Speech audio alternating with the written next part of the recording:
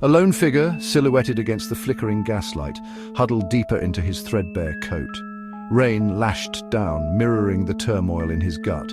Tonight was the night. Success or failure hung by a thread as thin as the worn leather of his worn-out gloves. His name was Silas, and his eyes, reflecting the city's golden glow, held a desperate hope.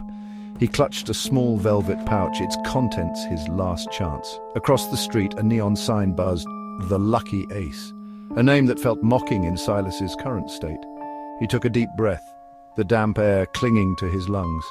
The rhythmic click of his boots on the wet pavement was the only sound louder than the pounding of his heart. As he reached the club's entrance, a hulking figure materialized from the shadows. "You, Silas?" the figure growled, his voice a gravelly rumble. Silas, acutely aware of his own slight build, simply nodded, his throat too dry for words. The bouncer, if that's what he was, extended a meaty hand. "Let's see it." Silas hesitated. This was the moment of truth.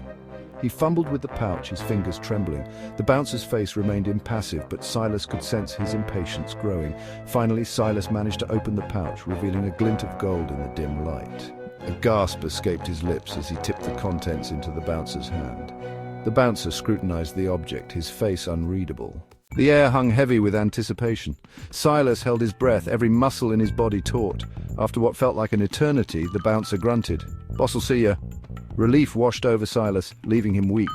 He followed the bouncer inside, the sounds of jazz music and muffled conversation washing over him. The air was thick with smoke and the scent of cheap liquor. They walked through a maze of tables, each occupied by men and women with hard eyes and even harder faces.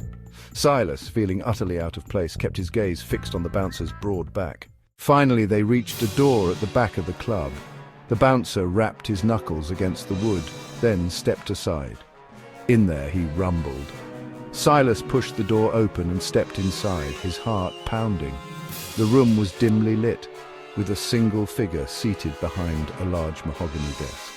As the door closed behind him, the figure looked up. Silas's blood ran cold. "Father?" To be continued.